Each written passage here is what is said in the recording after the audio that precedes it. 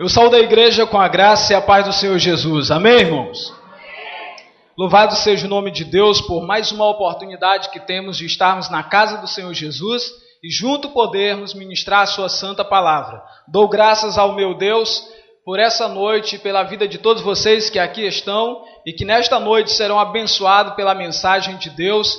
Eu também creio que você que está nos assistindo, seja pela TV ou por algum de nossos DVDs, a graça de Deus há de chegar na sua casa, na sua vida e transformar todo o teu ser. E nesta noite, eu gostaria de convidar a todos que abrissem as suas Bíblias junto comigo no Evangelho de Mateus, o capítulo de número 2. Evangelho de Mateus e o capítulo de número 2. E à medida que os amados forem encontrando, fiquem em pé. Se houver uma pessoa não evangélica do seu lado, empreste a sua Bíblia para essa pessoa. E vamos ler a palavra do nosso Deus. Mateus, capítulo de número 2, versículos de 1 a 11. Amém? Reverenciando essa santa palavra, fiquem em pé. Diz assim a palavra do nosso Deus.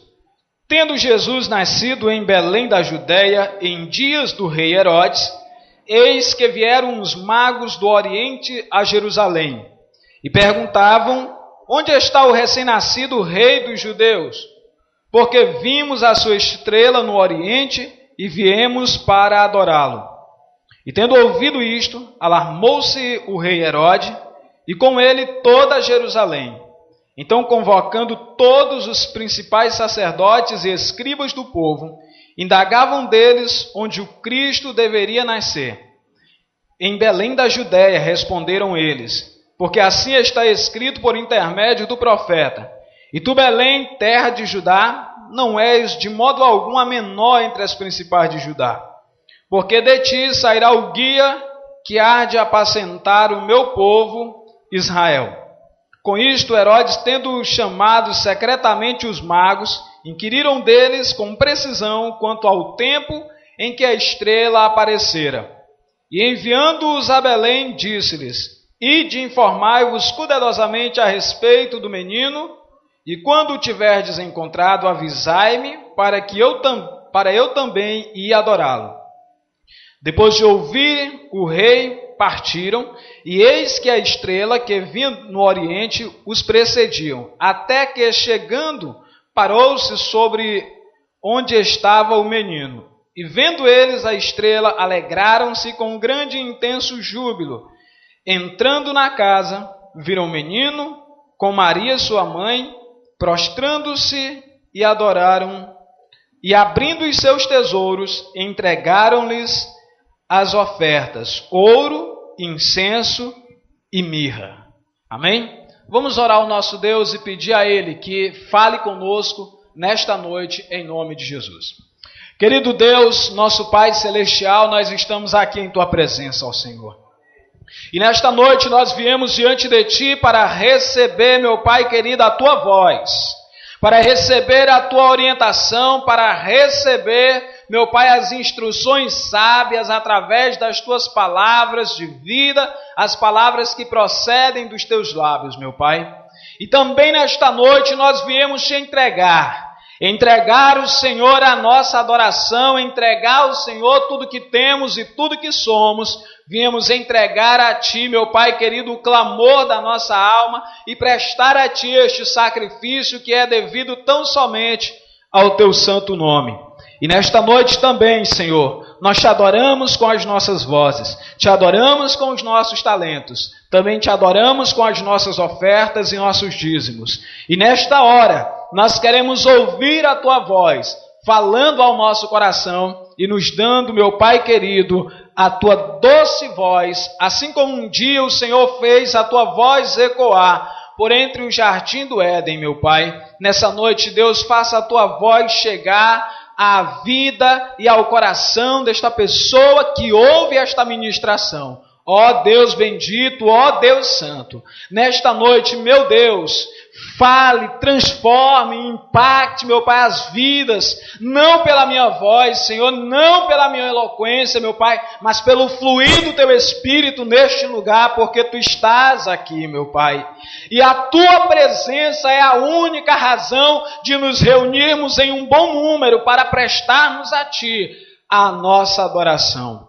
Por isso, meu Pai, receba nessa noite o nosso louvor, a nossa adoração e o meditar do nosso coração. Eu te peço em nome de Jesus. Amém. Podeis assentar em nome do Senhor Jesus. Hoje eu quero trabalhar o tema Venham e adoremos ao Senhor. O texto lido nesta noite traz uma orientação e uma instrução divina para as nossas vidas. E a palavra que Deus nos fala ao coração, ela é examinada ou já foi examinada pelas mais diversas instituições religiosas, pelos mais diversos tipos de pregadores e ministros do Evangelho. Essa palavra que nós lemos esta noite, ela também tem sido alvo de contradição para muitas pessoas. E aí você talvez até diria, pastor, mas uma palavra que é alvo de contradição, assim como nosso Senhor e Salvador Jesus Cristo, entre as nações e os povos, ele também é tido como um alvo de contradição para que se manifeste a intenção dos corações das pessoas que habitam sobre esta terra. Esse texto, ele não deixa de ser chocante, ele também não deixa de ser um impacto para as nossas vidas. Porque uma simples leitura feita desse texto nos leva a uma série de interrogações. Dentre essas interrogações que chegamos, nós encontramos aqui um povo que vem do Oriente e aqui não é mencionado os seus nomes e também não é mencionado o número em que eles vêm. A tradição teológica, a tradição religiosa diz que eram 3, mas nós não temos autoridade bíblica para dizer que eram 3 os magos que vieram para adorar o nosso Senhor e Salvador Jesus Cristo. No entanto, algumas coisas nos vêm ao coração à medida em que começamos a meditar por entre as páginas do Santo Livro de Deus, a Bíblia Sagrada. E uma das primeiras coisas que nos vem à memória é: por que não foi Jerusalém que veio adorar ao rei dos judeus que ali estava nascendo? Por que não foi a própria Jerusalém que se chegava para buscar o Deus da sua salvação, que os profetas já haviam dito por um longo tempo? Por que não eram os sacerdotes? Por que não era a cúpula religiosa da época que estava se chegando ali para adorar o Deus vivo, aquele que havia sido mencionado, que seria o maravilhoso, o conselheiro, o Deus forte, o Pai da eternidade e o príncipe da paz? Quando nós começamos a nos perguntar sobre isso, nós começamos a imaginar toda uma nação, todo um povo que diz ter no cerne da sua religião, no cerne da sua crença, no cerne dos seus interesses religiosos, a espera pelo Messias, a espera pelo prometido de Deus, a espera pelo enviado de Deus. E então chega a João Batista e eles o perseguem, levam ao cárcere e lá o destrói e lá o matam fisicamente. Mas ele havia triunfado, pois a sua missão ele havia cumprido. Ele havia preparado o caminho do Messias e do próprio Cristo, do próprio nosso Senhor e Salvador Jesus Cristo. Ele ouviu a palavra de graça que saiu da sua boca dizendo: entre os nascidos de mulher não há ninguém como João Batista. Olhando para esse texto e olhando também para essa história, esses homens que aparecem do Oriente, eles trazem um título sobre eles. E que título é esse? De magos. Ora, no decorrer da história da Bíblia, nas nações ao redor do povo de Israel, todas as vezes que o povo de Israel se direcionava para uma terra onde haviam magos, e normalmente os magos consultavam aos deuses falsos, consultavam aos ídolos, consultavam as suas imagens, tinham as suas superstições. Nos vem logo uma interrogação: que povo é esse que veio para adorar Jesus? Era um povo sujo, era um povo imundo, era um povo que tinha práticas errôneas, era um povo que tinha práticas abomináveis aos olhos de Deus. Alguns com a mente de Deus podem ter um pensamento, mas um homem com a mente suja vai ter um outro pensamento. Um homem com a mente suja, ao se deparar com esse texto da Bíblia, usa para dizer: e aí, cadê o Deus de vocês? Que o primeiro que foi para adorar, que o primeiro que foi para buscá-lo, não estavam ali qualificados para essa tarefa.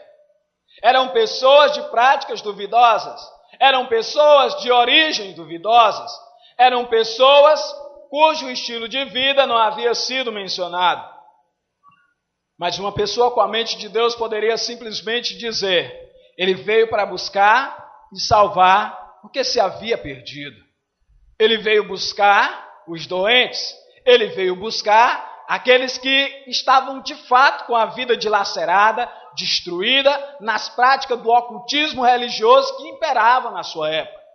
Uma pessoa com a mente de Deus certamente haveria de voltar a sua mente ao passado e lembrar que, durante as várias vezes em que o povo de Israel foram levados cativos e presos para as nações estranhas, eles levaram a sua prática de vida, eles não abandonavam a sua conduta e eles continuavam